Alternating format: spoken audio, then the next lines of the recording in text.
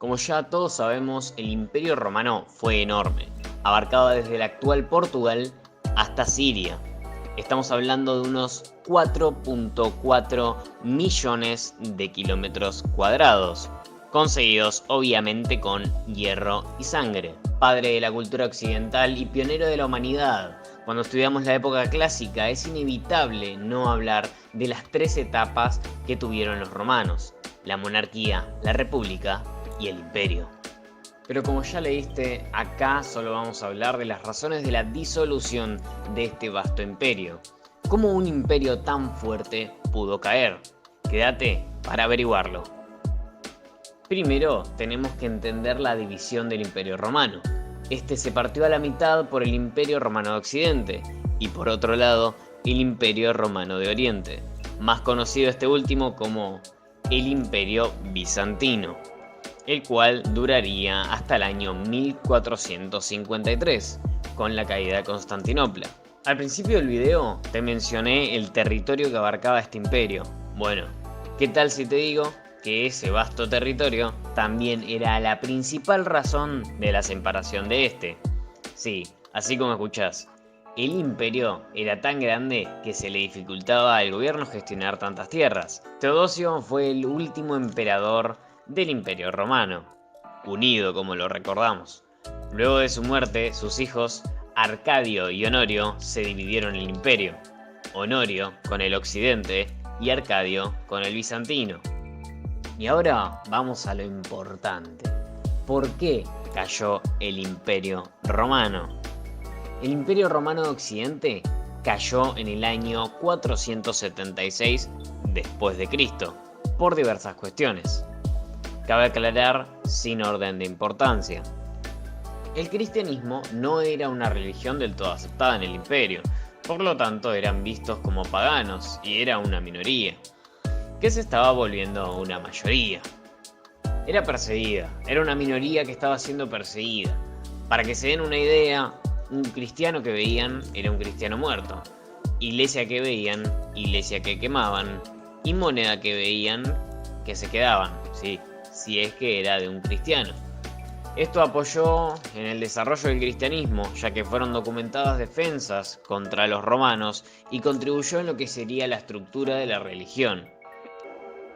Otra de las causas sería la malísima economía que manejaba el imperio, con incluso inflación. Estaban pasando por una argentinización bastante fuerte. Además, el mismo imperio tenía dificultades para recaudar impuestos, normal con terrible cantidad de territorio. Igual cabe recalcar que el país no era lo que era antes, no estaba en sus mejores momentos y se notaba la debilidad del imperio.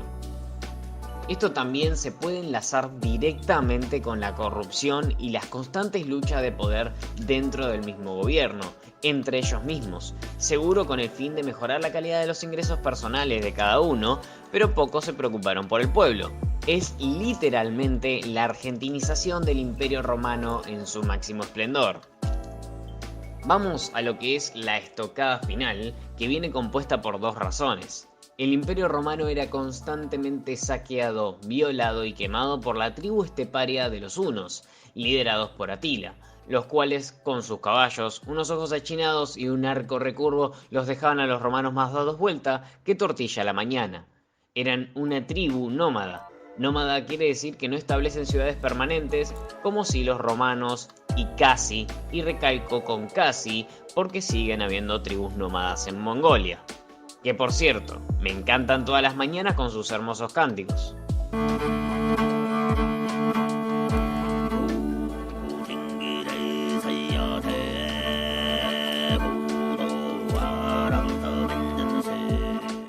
Los hunos establecían campamentos desmontables, lo que hacía que su ejército sea altamente móvil. Un día estaban acá y al otro día los tenés en la puerta de tu casa. Eran provenientes de Asia Central. Imaginen un día por la mañana levantarte para ir a trabajar o lo que sea que se haga en el Imperio Romano en esa época, y lo primero que ves es un chino a caballo con arco, que precisamente pacifista no era. Estas tribus eran un problema para el imperio, más teniendo en cuenta que no había un sope y no se podían defender. El ejército que tenían era rústico y más austero que el que solían tener en otras épocas. Hubo una desmilitarización prácticamente. En las fronteras del Imperio Romano se encontraban asentados una serie de tribus bárbaras, en lo que actualmente conocemos como Alemania, Hungría, Francia y etc. Cuestión que estos bárbaros también estaban siendo diezmados por los hunos, por lo tanto los romanos aprovecharon y los contrataron para defender las fronteras, conformando así lo que era el grueso del ejército romano.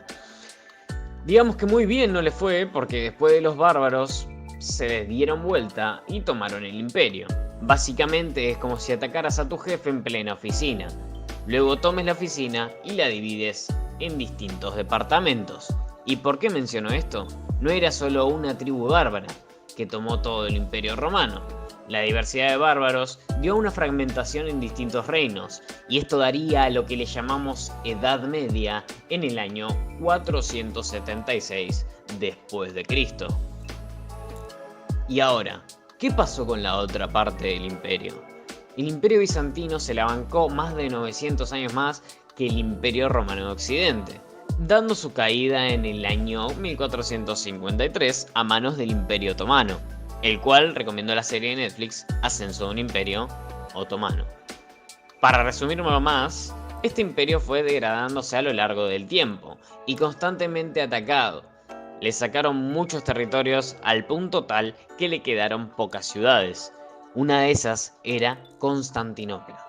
Constantinopla era la puerta a Asia, de donde provenían ricos materiales y elementos como las especias de la India, y conectaban con la famosa Ruta de la Seda. Era la conexión que tenía Europa para comerciar con Asia. De hecho, esta ciudad fue la que le dio caída al imperio. En el año 1453, los otomanos tomaron la ciudad y la llamaron Estambul, en la actual Turquía. Lo que destacó del asedio fueron las grandes bombardas, pedazos de hierro gigantes que tiraban bolas gigantes, también de hierro. Cabe recalcar que Constantinopla no tenía una sola muralla, tenía todo un sistema donde había un foso, una muralla exterior, un pequeño colchón y otra muralla más, la muralla interior.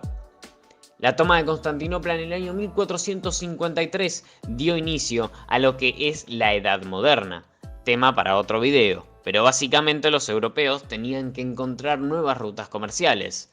Con todo esto podemos entender cómo un resplandeciente imperio fuerte y armado hasta los dientes, enorme como mi terminó como ahora, ya saben.